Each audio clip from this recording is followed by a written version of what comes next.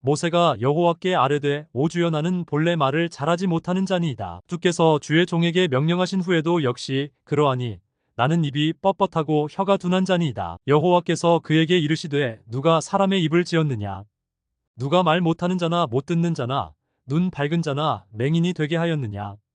나 여호와가 아니냐? 이제 가라 내가 내 입과 함께 있어서 할 말을 가르치리라. 모세가 이르되 오주여 보낼 만한 자를 보내소서. 우리가 잘 아는 출애굽기 이야기죠. 하나님께서 드디어 이스라엘 백성들을 구원해내기 위해서 모세를 택하시고 모세를 부르시는 장면입니다. 여러분들이 잘 아시는 것처럼 모세는 애굽에서 왕과 같은 바로의 궁전에서 호의호식을 하면서 살다가 동쪽인 그 이스라엘 백성 히브리인들의 아픔을 보고 도와주려다가 오히려 도망치는 신세가 돼서 이제 미디안 광야에서 그의 삶을 살게 됩니다. 그곳에서 그가 자신의 장인의 양떼를 치다가 하나님 임재를 경험하게 되죠. 그때 하나님께서 모세를 부르시고 이제 모세에게 이스라엘 백성들을 구원할 지도자로 사용하시겠다고 하시는 그런 내용입니다. 그때 모세는 그 모든 일들을 다 듣게 되고 하나님께서 이제 너와 함께 할 것이고 내가 너를 통해서 반드시 그 일을 이룰 거야 라고 아주 좋은 든든한 확신의 메시지를 줍니다. 그럼에도 불구하고 모세가 하나님께 고백하죠. 오주여 보낼 만한 자를 보내소서. 어떤 의미일까요? 나는 그럴 만한 자격도 없고 그럴 만한 능력도 없고 그럴 만한 힘도 없습니다. 왜 갑자기 나에게 찾아오셔서 그렇게 엄청난 일을 말씀하시는 겁니까? 이것이 아마 모세의 마음이었겠죠. 어쩌면 하나님은 우리의 일상에 찾아와서 전혀 일상적이지 않은, 어떻게 보면 전혀 상식적이지도 않고 우리의 이성으로 받아들이기 힘든 일들을 우리에게 말씀하시는지도 모릅니다. 그게 또 복음이고 그게 하나님의 말씀이겠죠. 우리의 생각과 우리의 마음에는 도무지 감당하기 어려운, 또 이해하기 어려운 일들이지만 하나님은 모세에게 찾아가시고 모세에게 이 엄청난 일들을 맡기시려고 합니다. 당연한 반응이겠죠. 모세만 그렇겠습니까? 모든 사람들의 마음이 다 똑같겠죠. 누가 이 엄청난 일 앞에서 저를 보내주십시오라고 말할 수 있겠습니까? 그러자 하나님이 말씀하십니다. 14절인데요. 여호와께서 모세를 향하여 노하여 이르시되 레위 사람 내 형 아론이 있지 아니하냐? 그가 말 잘하는 것을 내가 아노라. 그가 너를 만나러 나오나니 그가 너를 볼 때에 그의 마음에 기쁨이 있을 것이라. 우리의 힘으로 할 수 없는 일들을 하나님은 그냥 하라고 하시지는 않습니다. 오늘 본문의 말씀에 보니까 모세가 그 엄청난 하나님의 일을 듣자 머뭇거리며 두려워하고 불안해할 때 하나님은 형 아론에 대한 말씀을 꺼내십니다. 그리고 그 형 아론을 통해서 대신 말을 하게 할 테니까 두려워하지 말고 함께 하라는 것입니다. 요즘 그런 생각을 하게 됩니다. 어쩌면 복음에 있어서 여러 가지 중요한 요소가 있지만 우리가 하나님의 나라를 이야기할 때 가장 중요한 것이 바로 이렇게 함께하는 게 아닐까?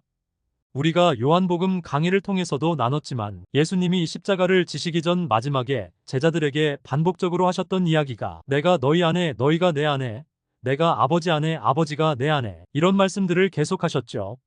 이 이야기의 핵심이 뭡니까? 함께하겠다는 거죠. 누군가와 함께 한다는 것, 우리가 코로나 시기를 보내며 느낀 것이 있다면 사람들을 만나는 일이 당연한 것이 아니었다는 것입니다. 어쩌면 그렇기 때문에 우리가 만남에 대한 소중함이라든지 한 사람 한 사람과의 그런 대화의 아름다움과 기쁨을 목말라 했었고 그런 시간들이 얼마나 소중한지를 깨닫는 시간을 가졌습니다. 에덴 동산에서 하나님은 아담을 만드셨고 조금 있다가 하나님은 하와를 만드셨습니다. 하나님은 혼자 거하는 것이 결코 좋지 않다고 하셨습니다. 어쩌면 하나님의 마음은 하나님이 우리에게 이 세상을 주시고 또 수많은 사람들을 창조하신 하나님의 근본적인 이유 중에 하나는 바로 그 함께하는 기쁨에 대한 이야기가 아닐까 생각해 봅니다. 혼자 할 수 없는 일들입니다.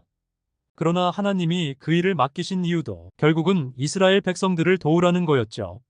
하나님은 누군가와 함께 이 일을 하기를 원하셨고 바로 모세와 함께 그 일들을 행하기 원하셨던 거죠. 물론 모세의 힘으로만은 불가능한입니다. 그런 하나님은 모세에게 또다시 그의 형 아론을 이야기합니다. 지금 우리가 살면서 가장 가깝게 마주치고 지내는 사람들 있잖아요. 어쩌면 그 사람들이 하나님이 여러분들에게 그 천성을 향해서 가는 길을 계속해서 걸어갈 수 있는 하나님의 또 다른 은혜의 방편이 아닐까 생각을 해봅니다. 우리 혼자서는 어렵습니다. 우리 힘으로만은 안 됩니다. 그래서 하나님은 늘 누군가를 우리 곁에 함께하게 하시는지도 모릅니다.